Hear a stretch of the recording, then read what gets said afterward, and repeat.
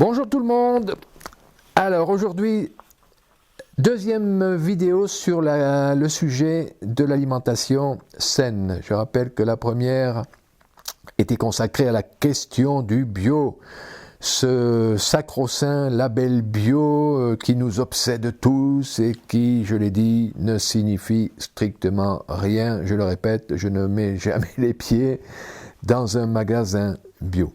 Aujourd'hui, on va aborder un autre sujet et ça va constituer mon premier conseil pour avoir une alimentation saine, pour mettre toutes les chances de son côté et s'assurer véritablement que l'on mange sainement. Ce conseil va vous surprendre, je pense qu'il va vous amuser aussi, mais je suis convaincu qu'il peut vous rendre de grands services. Alors, la première chose à faire, pour vous assurer que vous achetez des aliments sains, c'est justement qu'au lieu d'acheter des produits alimentaires, achetez des aliments. Alors on va voir la différence, mais vous comprendrez qu'elle est simple, elle est très claire. Les aliments, ça pousse dans la nature. Ça pousse sur les arbres, ça pousse sur la terre, sous la terre. Voilà. C'est simple, c'est clair. Les produits alimentaires, par contre, ça pousse dans les usines, dans les laboratoires. Voyez, comment faire la différence? Très simple. Les produits alimentaires sont emballés. Ils sont mis en boîte, ils sont mis sous cellophane, ils sont mis dans des étuis, dans des cartons, dans des bouteilles, et forcément, ils sont pasteurisés ou stérilisés, ou on leur ajoute des conservateurs, puisque ce ne sont pas des produits frais. Et donc, il faut faire en sorte qu'ils vont se conserver le plus longtemps possible. La différence est claire, les aliments, vous les achetez sur des marchés ou dans des magasins, mais dans le pire des cas, vous allez les mettre dans une poche en papier. Il n'y aura pas de plastique, de cartonnage, de métal, de verre, vous voyez ?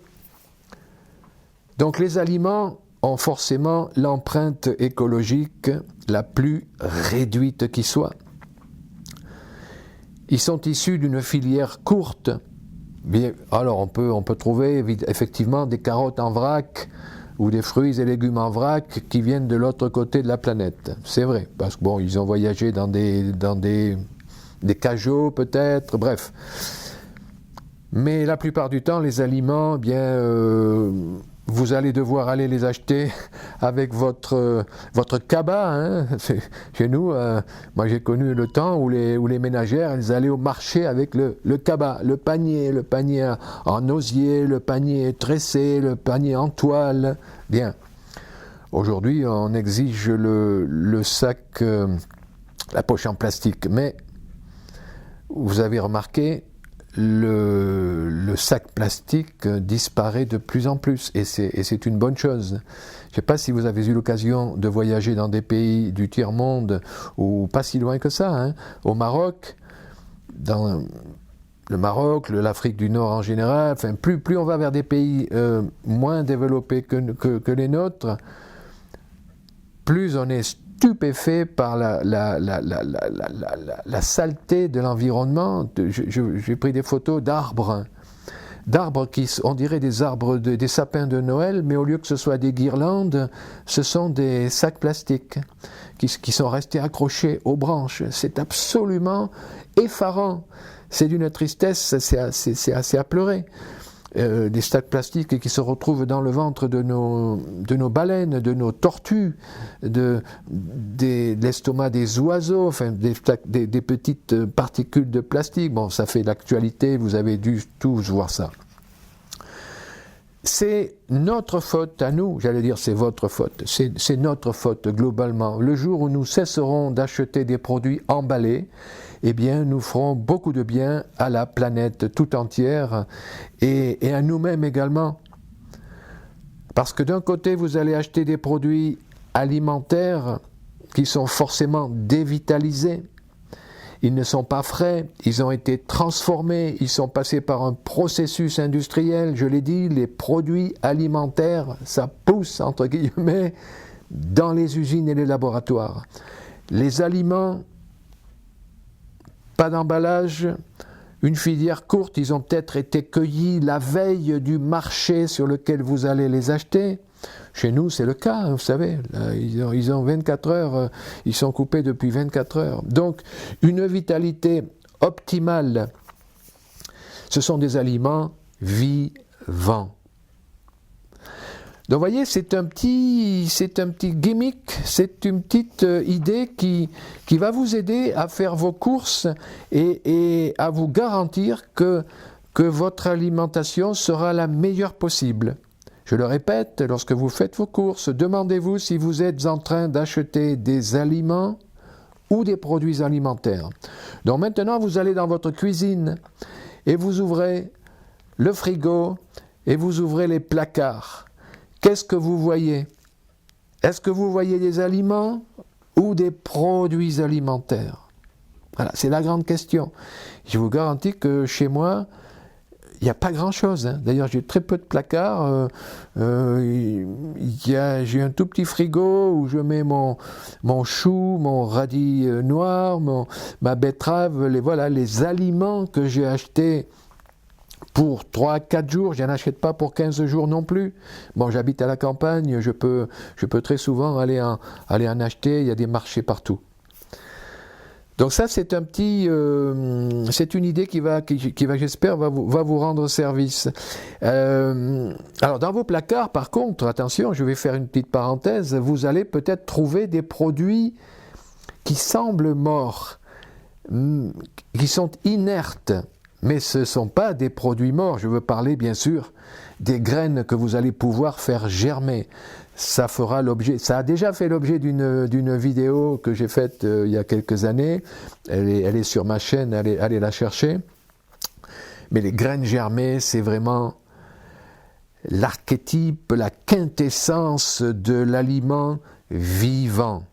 Donc ne confondez pas des produits morts, des produits alimentaires emballés, etc., transformés, stérilisés, avec des produits qui paraissent morts, mais qui, en fait, regorgent de vie potentielle, comme des lentilles, des graines de tournesol, le grain de blé, d'orge, etc., de sarrasin.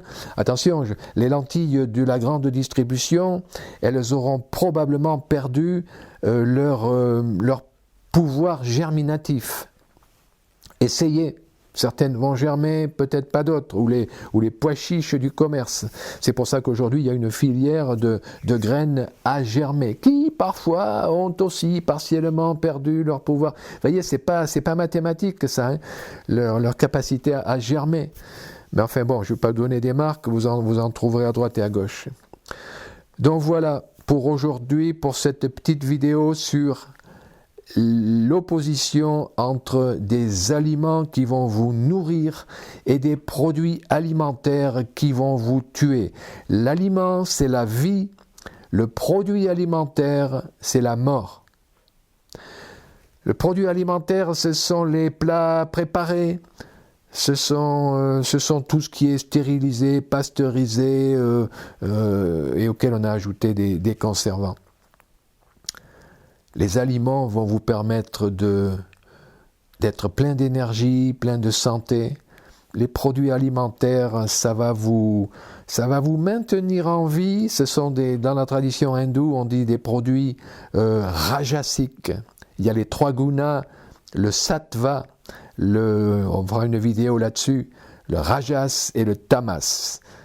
Les produits sattviques, c'est les fruits, c'est les aliments dont je vous parle moi, les fruits et légumes frais, sattviques, qui boostent la vie, l'énergie et la santé. Les produits rajasiques, ce sont ceux qui vont vous permettre de continuer à vivre, mais quand même pas avec autant d'énergie et de santé qu'avec des produits sattviques.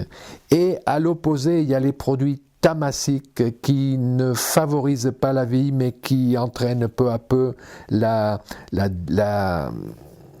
chute de la vitalité et donc qui nous conduisent à une mort prématurée.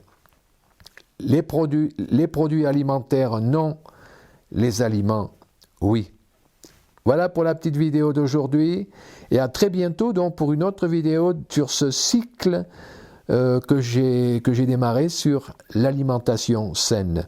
Des idées simples mais très pratiques. À très bientôt, merci.